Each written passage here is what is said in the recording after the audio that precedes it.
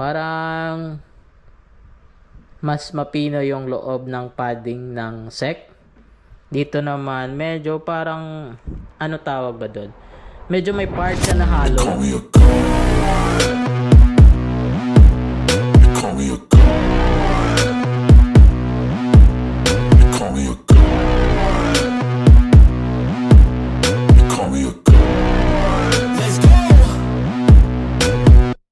I'm about to go off like a weapon, fuel to the top. Ayun, good day sa lahat. So meron na naman tayong napakagandang dalawang full face ngayon na i-versus or ipagko-compare natin kung alin ba talaga yung mas maganda or ano ba yung pwede or ano ba yung choice mo. So bibigyan kita ng idea about dito sa dalawang helmet na to. So i-compare natin yung mga kung anong meron sa bawat isa and kung ano yung kagandahan, kung ano yung feeling, kung hahawakan, kung ano yung bigat, at kung ano pa yung pwede nating itatalakay. Itatalakay natin syempre para sa inyo. So ito lang yung SEC na full face, SEC Cyclone version 2 kung hindi ako nagkakamali. Syempre yung Evo na ano ba tawag dito? Na shell. Kasi may pangalan to XT300. So isa tong XT300 na I think ito yung binago nila kasi nga updated na din ito. Na-review na din natin yung SEC Cyclone and the same time dito din sa XT300 ay na-review na din natin. So same po sila na 2024 na model and halos meron sila may pagka-the-same sa mga kanilang mga features. So ayan, sa mga bago natin dyan or sa nanonood sa atin dyan, please subscribe us po para maging updated kayo sa mga uploads natin. So mostly mga tungkol sa mga helmet or gears na kung ano pa man na nag-available dito sa shop natin, no? So welcome po ulit sa mga hindi ko pala nasagutan doon sa mga past video natin. So ibig sabihin noon, hindi ko alam. So sa nag-comment doon, mention ko lang, nakalimutan ko na yung pangalan, hindi ko na lang siguro babanggitin pa na yung pangalan ng tao na yun na nag-comment about doon sa Jelly Phoenix ba yon yung pag-pronounce sa past video natin na nag-comment doon na dahil meron siyang parang space doon sa may baba niya sa full face na helmet. Kung napanood nyo yung past video natin, hanapin nyo lang dyan sa baba, nandyan lang yan. So basta nag-comment doon, naka-ano din naman yon, tawag dito, naka-public. So mababasa nyo din yung comment na doon. Yung ano ko lang kasi doon, hindi na ako nag-comment kasi baka makapag ano pa tayo sa ibang tao, ano. Yung gusto ko lang kasi yung ma-introduce sa inyo kung ng mga nagte-trending ng mga helmet. So hindi ko na yon sinagot. So bahala na siya kasi yun yung opinion niya, pero at least nasabi ko naman doon kung ano yung features doon sa helmet na yon. So hindi natin papatagalin yung video natin. So siguro umpisa na natin. So ito, isa tong SEC Cyclone. Syempre ito naman yung Evo XT300 na kulay light blue or blue. So meron siyang dual visor, merong spoiler. So sa price range nga pala, mas mura si SEC Cyclone.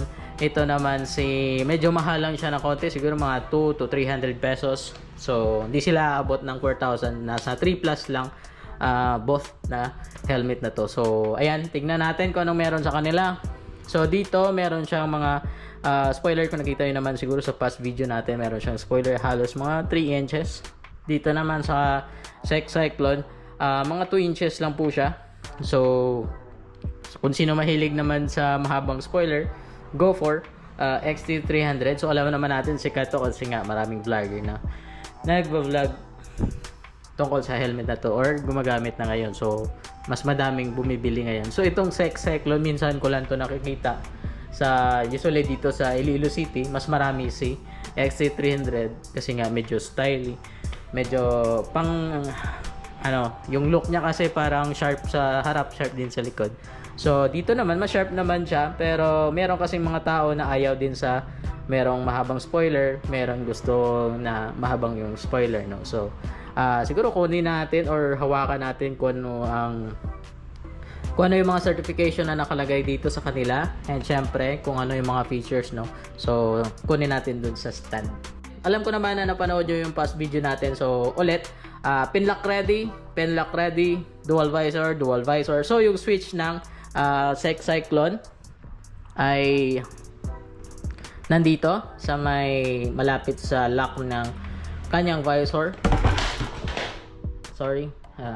Dito naman sa kabila ay merong lock din naman sa may malapit din naman siya sa lock, pero magkaiba sila ng switch, no, pagdating dito sa kanila mga dual visor na switch. Yung sa kanya pa slide na ganon, ito naman up and down, no? So sa kanya medyo kung naka-gloves ka, medyo minsan hindi mo siya masusungkit.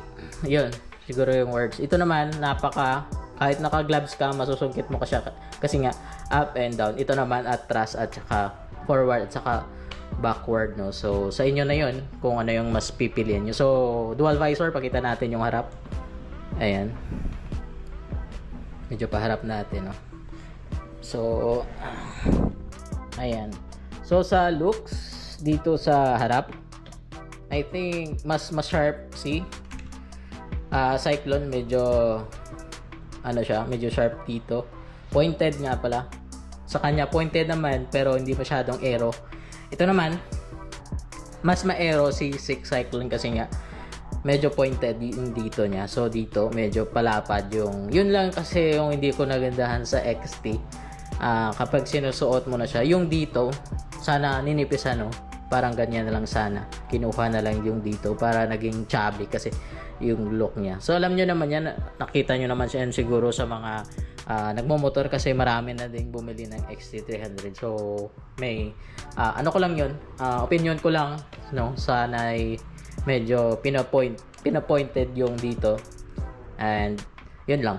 And syempre meron ditong vents sa harap, ayan, close and off po yan. Dito naman ay separate yung kanyang vents, left and right. Pwedeng isa lang, pwedeng dalawa, no, depende yon sa gagamit ng helmet na to. So sa itaas merong dalawang vents.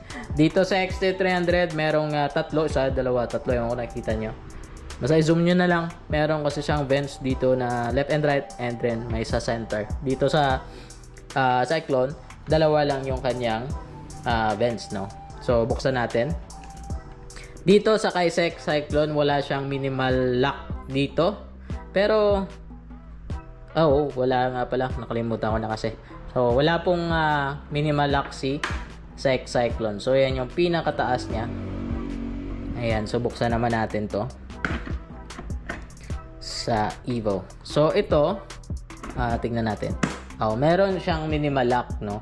So sa mga naghahanap ng merong minimal lock, panalo si Evo. Sa mga nag-eyeglass naman, syempre eyeglass ready si Evo XT300. Dito naman kay Cyclone ay wala pong nakalagay dito kung eyeglass ready po siya, no? So nakita nyo naman siguro kung gaano kalapad yung bawat kung titignan ko kasi in person, mas mas malapad yung kay Evo dito. So plus point kay Evo, and syempre yung kanyang eyewear slot or eyeglass ready, plus point din. And syempre dito sa kay wala po siyang lagayan or nakalagay dito na eyewear slot or eyeglass ready, no. So depende na yon sa inyo. Kung hindi ka naman nag-eyeglass, syempre go for Cyclone, no? And syempre kung medyo nag-eyeglass po kayo, so go for eyewear. I mean dito sa XT300 kasi nga eyeglass ready po siya, and may minimal lock po siya sa kanyang outer visor. So ano pa ba ang pwede natin? Siguro punta tayo sa kanilang mga paddings, no, para hindi mahaba yung video na to. So pahigain natin both helmet, no. So ayan, dito siguro mas malalamang ng konti, mas lamang konti si Sec, no. Konti lang naman. So sa certification nga pala, before natin makalimutan, ACR 2206 si lapit ko. Ayan, ACR 22.06 na din si Cyclone, size XL 6162. Yung grams or yung bigat or weight nito ay nasa 1,600 plus 50 grams, so 1,650 grams sa size na XL. So pero kung hawakan mo siya, parang normal lang na mga bigat na helmet, no. So magaan po siya kapag hinawakan, pero dito nakalagay 1,650 grams. So dito naman kay XT300. Ayan, medyo mabigat siya, pero wala nakalagay dito na kung ano yung weight nito, no? So, ECE22.06 na din. And final QC pass in ICC. Yan lang yung nakalagay dito. Ganon din naman kay Sec Cyclone, no? So, ayan. Sa kanilang mga paddings naman, so, ewan ko kung nakikita nyo. Ay, ayan. Meron silang magka-design na design sa kanilang padding. So, simulan natin dito sa outer or dito. Sana makikita natin. Sa Evo, meron siyang medyo, siguro mga half inches yung dinagdag na tela dito for dust proof and sa wind noise. Maganda din kasi yung mga helmet na may ganito para yung wind noise hindi masyadong pumapasok or yung hangin dito sa may bahagi na to. So, sa kanya parang half inches lang and may brand na Evo na nakasulat. And I think reflectorized din yung kulay red na to. Dito naman sa kabila, yung standard talaga na reflectorized na silver or white something. Ayan, nagre-reflect po siya kapag nailawan. And yung kung gaano kalapad or siguro mga 1.3 inches yung dinagdag na tela, no? So, kung ako yung tatanungin nyo in person, and kung makita nyo to in person, tignan nyo yung kanilang bawat paddings. Napaka-smooth ng kay Sec, no? Napakaganda ng tela na ginamit. Dito naman, medyo rough yung kay Evo. So, plus point dito sa kay Sec Cyclone, no? Ayan. Siyempre, quick release naman. Metal and I think metal lahat. Ewan ko lang yung kulay pula na to. Parang solid plastic, mostly. Kay ano naman, kay Evo, ganun din. Kulay black lang po siya. Pero quick release din. And sa mga paddings or cheek paddings na tinatawag, o nga pala, yung curtain ng XT300, ganito. Medyo makapal. Dito naman sa Sec Cyclone, ay parang same lang din sa mga pass na mga full face nila, no, yung chain curtain dito. Nga pala, may emergency pull si Sec Cyclone. Ayan, dagdag points kay Sec Cyclone. And dito kay XT300 na Evo, wala po siyang emergency pull dito.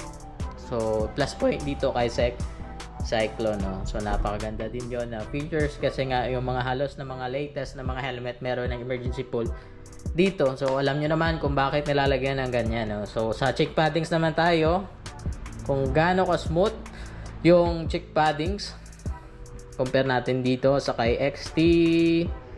Yung kay XT medyo rough, medyo hindi siya masyadong smooth.